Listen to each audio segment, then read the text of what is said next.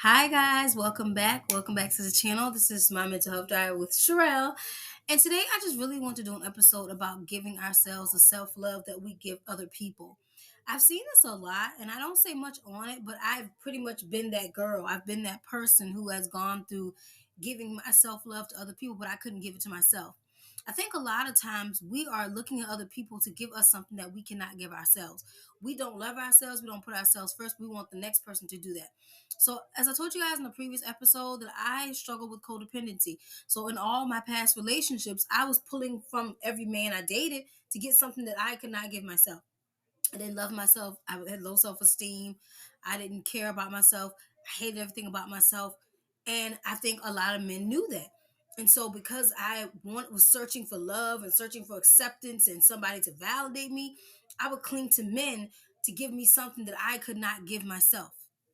And I feel like a lot of times we tend to do that. In general, we tend to pull something from another person that we cannot give ourselves. A lot of women stay in bad relationships because a lot of women feel like they don't love themselves. They don't put themselves first. So they feel like they deserve what they're getting. They deserve to be the doormat. They deserve to be beat on or mistreated or disrespected. Because trust me, I've been there. I was in a 2 to 3 year verbally abusive relationship. I was verbally abused, physically abused, mentally abused, and I stayed for 2 to 3 years of my life thinking I deserved that, thinking that was love. That was not love. That because I didn't give myself that self love, I believe that that was love, and this is what I deserve, and this is what I should be going through. When in reality, I should never been in that situation in the first place, but somehow I got stuck being there. I think we don't give ourselves enough credit. We don't realize how much we can love ourselves, but we choose to instead, put another person over top of that. It's really important to really sit here and think about, why are you allowing yourself not to love yourself? Why are you not putting yourself first? Why is everybody else coming before you? Why are you in the back burner? Why are you not coming first? That is a big issue, because a lot of times we tend to forget that we deserve to be first. We deserve to be at the front center, but we're not. Instead of being in the front row at the movie theater, we're all the way in the back. Instead of being front row at the concert, we're all the way in the nosebleed seats. We are not putting ourselves first. Instead, we're allowing other people to take the seats that we should be sitting in. And I really had to sit with myself and question and go through a lot of phases in my life to figure out, why are you like this, Sherelle? Why are you not putting yourself first? Why is this person coming before you? Why are you treating yourself like you are little to nothing? Why are you doing this? And the first thing that helped me was I really had to sit with myself. I had to sit with myself and try to figure out, why am I doing these things? What's causing these things? What do I need to get out of this habit so I can realize that I don't need to have somebody around me to be complete. I don't need to have somebody in front of me to be okay. The biggest thing that we don't realize is that it's okay to be alone. A lot of us cannot be alone, because if we sit alone, we have to actually face ourselves, and that's something that we cannot do. That's something we can't do. And again, we just don't realize that we have to put ourselves first. We don't. We have to sit with ourselves. A lot of us don't want to sit with ourselves, because if we sit alone too long, we got to face all those demons. We got to face all the things that have been bothering us. We got to face the things that we've been trying to run from. I know, because I ran from a lot of my stuff for years. I just kept running from it. I didn't want to face it. I didn't want to heal from it. I didn't want to deal with it. And so what I would do, and I said this again in another episode, like I told you guys, I would keep getting hurt, keep getting my heart broken, keep going through things. And all I would do, it was like when you cut your arm or something by mistake, or you slice your finger by mistake with a knife. What you do, first thing we do, we're gonna wash our hands on the sink of water. We're gonna put some alcohol and all that stuff you put on yourself. You're gonna put if some ointment or whatever on you, and then what you're gonna do, you're gonna grab a band-aid and you're gonna wrap it up. Okay, and you're gonna wear that band-aid for a day or two or 3 days to make sure it's healed. And that's what I did in all my relationships. I put a band-aid on. I just kept bandaging it up. And when that person would hurt me or break my heart, bandage it up. Go to the next person, do the same thing. I was not taking off the band-aid. So therefore, the wound could not heal, because the band-aid was just being covered up by more bruises, by more cuts. Just covered. I had an arm full of band-aids because I was not accepting what was happening. And that's what a lot of us do wrong. We can't sit with ourselves to see who we really are. And that becomes a huge issue. And so that becomes literally an issue. because we cannot sit with ourselves. We cannot love on ourselves. We cannot put ourselves at the forefront where we need to be. In order to heal, we have to sit by ourselves. We cannot look at another person can't heal you. Another person can't fix you. Another person can't give you the love that you need to give yourself. They just cannot. They can say they love you all day long. And you know what I don't like when people say, well, my boyfriend or girlfriend, they healed me. They healed me. When I met them, I got healed. I don't believe in that. I do not. Because when I look at my boyfriend, who is now my fiance, when I look at him, he did not heal me. Yes, I fell in love with him. Yes, we got engaged. Yes, we live together. Yes, we have a great life. However, he did not heal me. I had to do the work, and I'm still doing the work on myself. But it's not because he healed me, because he popped in my life and gave me this is the best relationship I ever had in my life. I'm not even gonna lie to y'all. But I had to heal me. I had to do the work. I had to go to therapy. I'm still in therapy. I have to take my medications every day. I'm still seeing a psychiatrist. I have to be the one to heal me and get myself right. And so when people say, "Oh, this person helped heal me," no, I don't believe that, because I feel like if you are damaged, another person cannot heal you. They cannot. At least from my perspective, they cannot heal you. You have got to do the inner work and heal yourself. You have got to do the work and get to the place that you need to be in. And like I said, until we sit with ourselves, we cannot heal. Until we learn to be by ourselves, we cannot heal. Until we get to that place, we are going to continue to leech onto other people for something that we cannot give ourselves. And we've got to figure out, why are we doing this? You know how many people, I think I told the story before. I saw a girl on Facebook who is my friend on there. I'm not going to say any information, but she will be in and out of relationships, always posting a different man every month, or every 2 months. She got a different man because she could not be by herself. She's falling in love quickly with these men, posting them, saying she in love with them. I'm like, you just got our last session a month ago. How can you love somebody? Because she doesn't know how to love herself.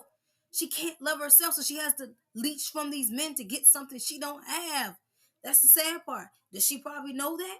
Probably not. She's probably unaware that she's codependent, probably unaware that she has some issues that need to be resolved, which is why she's leeching onto these men for something she can't give herself. And I speak from experience, because again, I was that girl. Anything I ever tell y'all is because I've been through it, or I know somebody that's been through it. And everything I tell you on here is because I've been through it personally. Trust me, I know. I learned a lot of stuff about myself in therapy. I learned a lot about who I was. I learned a lot. I learned why I couldn't be alone. I learned why I needed to step away from, and why I needed to be single for a year. I learned why I had to step away from the things that I was doing, because it was not healthy for me to be in those type of situations. It was not healthy.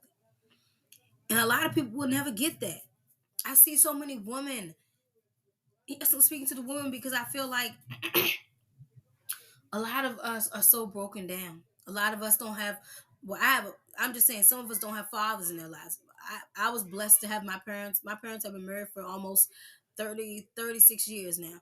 So I was blessed to have that growing up, a mom and dad, two-parent household. And I'm not saying just because you come from a two-parent household, you can't be screwed up, because trust me, you can.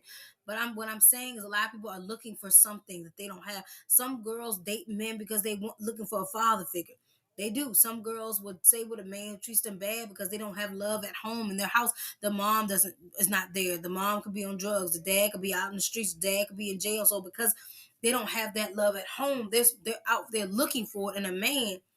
And a lot of times men a lot of men can't give you that. They can't. A lot of men I used to date were emotionally unavailable. I'm pulling for them to be available to me, and they just nonchalant. They don't care because they're emotionally unavailable. So why should they care about my feelings or what's going on with me? A lot of men don't know how to always be present. And we begging that man to be present. We begging that man to give us love. We begging that man to marry us. We begging that man to just do anything because we need to feel like we are validated and we are loved. Because I remember, again, I was that girl begging men who I would date to love me, begging men to do this, begging men to do that. And I'm like, it never dawned on me back then, like, why the hell are you begging this man to stay with you? Why are you begging this man to do right by you? Why are you begging this man to stop cheating on you? The whys never hit me back then. Never hit me. Never understood why back then. Now I fully understand why. I had codependency. I was struggling with low self-esteem. Didn't care about myself, didn't love myself. I was looking for something that I was searching for something. And I thought, and thing is too, another thing you'll notice too, I was dating men that were broken. I had never dated a man that was whole. until my fiance now, my boyfriend slash fiance now. I never dated a man that was whole. They were always broken. They always had problems or issues, or they always had something going on. And I thought I could fix them. Now, how am I gonna fix them if I can't fix myself? I'm over here low self esteem, don't love myself, don't care about myself, allowing people to treat me like garbage. And but yet I'm trying to fix this man. I'm trying to fix him. I'm trying to make him whole, but I'm not even whole. I'm not even whole. I'm just sitting up here like I'm broken apart. I'm like some glass laying on the floor. I'm broken into pieces, but I'm trying to make this. I'm trying to glue this man back together. Now, how the hell I'm gonna do that when I don't even love myself? I don't love myself, but I'm trying to make somebody else whole. And that was a cycle with me. I'm trying to fix all these people, and I don't even love myself. So how am I? And then I thought about it. How can you expect somebody to love you when you don't even love who you are? But you want somebody to give you all this love. You want somebody to say, "Oh, I love you, Sherelle. Oh, I want you today, Sherelle." You want all this attention and all these words being thrown at you, but the words you getting, how can you accept the words when you don't even believe them? For one, and two, you need all this reassurance because you feel like if you're not reassured, then oh my God, a lot of people need reassurance. And that's okay sometimes, but to a certain extent, if you really loved yourself, you wouldn't constantly look at a man or look at a woman and be like, oh, I need you to reassure me. Okay, constantly being reassured. You should, if you love yourself enough, you should know that whatever your man or woman or whoever is telling you, that's genuine and that is real. And if you feel like it's not, then that's not the person for you. But we have to keep reaching for validation, and we're reaching for stuff, and we're trying to get somebody to make us feel good all the time. There's something not going on there. And that was me. I was that girl.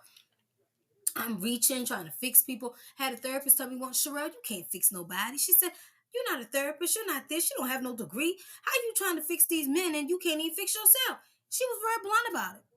I was like, well, dang, she just told me all. But when I sat and thought about it, she was correct. I could not fix nobody. I dated a guy years ago when I worked at McDonald's. The guy was so broken. Okay, he was struggling. He had a lot of mental illnesses. He came from a broken home. Had issues with his mom. Had issues with his dad. Just all around, the issues were off the chain that he had. But I'm calling myself, telling myself, well, I can love him broken. I can love him. I can heal him. I can fix him. He's broken, but let me love him anyway. And I tell him, I tell him that night when he confesses and tells me everything he's done, and I mean everything he's done, which some of the stuff he had done was just like really like I should have ran, but I didn't. And he's telling me all these things about himself. And the first thing I say is, oh, I said, I love you. Nothing you told me is going to change how I feel about you. My ass should have ran, but I stayed like a fool. I stayed like the fool I was in that moment. Yes, I call myself a fool because that's what I was in that moment because I didn't know no better. And loving him was breaking me. That relationship broke me down so to the point I lost a lot of weight. I wasn't happy. I was broken. He had me getting into it with all his friends and all my friends. It was a mess. But I thought, oh my God, I gotta fix him. I gotta love him, even though I don't love myself. And he obviously is telling me what I want to hear. So he don't really love me either. So I don't love myself, and he don't really love me. He just playing a game, and I'm just falling for the trap. Had another guy, kind of broken too. Mom had remarried. He had some issues and telling me all his life stories and things he had done. How he had been in jail and all these little things he's telling me. And I'm like, I can love you through it. I'm like, I got you. I can love you through it. Man is stealing money out my purse when I'm asleep. They made copies of my debit card. I found out he talking to other girls, using me for my car. But I stayed. I said, oh my God, we can make this work. And then one day it dawned on me. We was at his front apartment complex, and I looked at him and I said, we gotta talk. I said, I'm not feeling this no more. He said, what we gotta talk about? And I'm telling him, like, I can't do this no more. I can't do it no more. I couldn't see myself with him no more. And I knew he was not the one, and I knew he was breaking me down. I knew that he was broken when the night, oh my Lord, y'all, hold on. So I knew he wasn't the one for me, y'all. I'm sorry, y'all. My daughter's just she home tonight and she like but anyway, y'all, I knew he was not the one for me because I particularly remember this night like yesterday. He had got mad at me for something. We was in the car in front of his cousin's apartment. And this man was screaming at me and yelling at me. He was threatening to do harm to me. He was threatening to do harm to my parents. And I was crying and I was so scared because of the way that he had me. He said, if you leave this apartment, I'm going to do something to you. Being dumb, I'm believing him because He's in my face. He's scaring the hell out of me. And I'll never forget that. I'll never forget that day because I was so broken from what he had did to me. And I was done after that, y'all. I was honestly done. But what could I expect from somebody who was broken? What could I expect from him when I did not love myself? The problem is we don't love ourselves, but then like again, we're expecting somebody to give us something we can't give ourselves. I couldn't expect him to love me. I couldn't expect him to give me anything because he couldn't even give it to his damn self. But these are things that I've had to go through to love myself. When I look back at my behaviors and the things I did back then, how I acted, how I treated the people around me, how I was searching and wanting these things from people, but they could not give it to me. Because how could they give me something that I couldn't give myself? And a lot of times we don't know, but the men we date and the women we date, sometimes they can see when we have low self-esteem. They can see when we don't love ourselves, and they take full advantage of that. And they break us down because they know, oh, she don't love herself. He don't love herself. Let me take advantage of that. And we can't allow them to take advantage of us. We gotta fight against that. That's why now I set boundaries with people. I have my guard up with people. I make sure that I am putting myself first, regardless of what the other person may think. They may say, well, I don't like what Sherelle is doing. I don't care because it's what I want to do. This is my boundary with you. This is what I want to do. This is, if you don't like it, I had to get to that place. I couldn't keep trying to people please. I couldn't keep trying to do things because I was looking for something. So we have to stop looking for the thing that we don't have in ourselves. We have to give it to us. Stop looking at it in another man or another woman. That you're not going to get it from them. Because if you don't have it for yourself, how do you think somebody else can give you that? They cannot.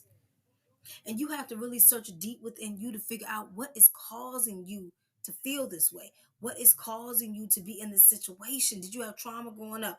Is your dad in the house? Was your mom not in the house? What made you get to this place where you feel so low that you have to go leech off other people to feel something? That you have to feel like they have to give you something? So many people put up with so much bad behavior from another person because they think that that's love. A lot of times stuff we go through, that's not love. That's not love. Love is not supposed to hurt. I don't care what nobody say. If the person I'm loving is constantly hurting me all the time, that is not love. If they're cheating on me, if they're beating me, if they're berating me, if they're disrespecting me, if they're calling me out my name, that is not love. Especially if they're doing it on a daily basis, that is not love. So when you sit up here and say, oh, well, he loves me even though he does this and that, because that's what I would tell people. When men would beat me and do things to me and harm me and hurt me and cheat on me, I would say, oh, but he loves me. I'll tell my mom, oh, but he's this, but oh, mom, he's that. My mom would look at me like, well, how is that love? How is that love? And I'm like, well, mom, it is love because he says he loves me. He says this, says that. And my mom would look at me again like I was crazy and be like, Sherelle, really? But being the fact that I didn't love myself, to me that was what I needed. That was what I wanted. That was what felt good to me. And so again, we're searching for something that we cannot, we need to give ourselves. We're searching and searching for this thing that we're never going to probably have until we love ourselves. But I think in those moments we don't see it that way. We don't see it that way. In those moments, we don't see it. And I'm sorry, y'all. Yes, I'm in my bathroom, but it's the only place I can have privacy because it's too much chaos in here right now. But we have to figure out, why are we in these situations? If you're constantly in a situation, constantly, and you're constantly being hurt, and you're constantly being broken, and the person is constantly doing stuff to you, that is not love. It's not. And don't search. No, we shouldn't even be searching for love. I hate when people say, oh, I was just searching for it, or I just found this person. Like, no, let love come to you. Don't be out here searching for something that will come to you when God is ready to send it to you. You don't have to search for nothing that's going to come to you irregardless. And that was me. I was always searching for love, searching for a man, searching for somebody to love me and treat me right because I didn't have that for myself. So I'm searching and searching for it. But guess what? At the end of the day, every time I got it, it wasn't what it was supposed to be because I was too busy looking for it and not letting God send it to me. And when we don't let God send us stuff and we just go out here trying to grab it, we always end up getting hurt because we end up with the wrong kind of people. And again, you have to have that love for you. Once you love yourself, you will attract the right person. because that person will see through you, and they'll see they'll see the confidence, they'll see the love, they'll see the bubbliness, they'll see that they know. A person can look at you and tell. I'm telling you, I kid you guys not. A lot of men looked at me and knew I was broken and took advantage of that. But if you look at me now, yes, I'm still healing, but I'm not who I was before, and I'm grateful for that. And the right person will see that love in you, and they're going to love the hell out of you because they don't see a broken person. A lot of people, they get in this trauma thing where they want to stay broken. It's like they don't want to heal, they don't want to address no issues, they don't want to go to therapy, because a lot of people believe, what's therapy? I don't want to talk to no stranger. They don't want to do the work to heal themselves. They don't want to take their medication on with nothing. And so as they continue to do that, they never heal, they never grow. How can you grow and heal if you're not willing to address the issues and face them head on? I'm always going to go to therapy. I'm always going to take my meds, because you know what? I got to address these issues in order for me to heal and get better. I got to do what I got to do, because if I don't, I'm not going to heal. And that's just that. So you have to be willing to do the work to heal. You have to be willing to say, okay, you know what? Today I'm going to do the work. Today I'm going to do what's right for me. Today I'm going to put in that work, and I'm going to do the right thing. I'm going to do it. I'm going to do it because I have to do it for me, because I love me enough to do it, because this is the best thing for me today. That's why I'm going to do it.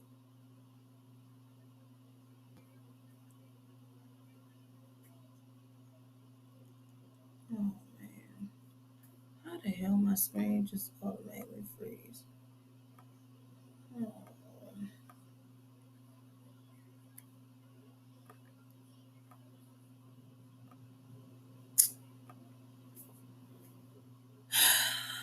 Dude,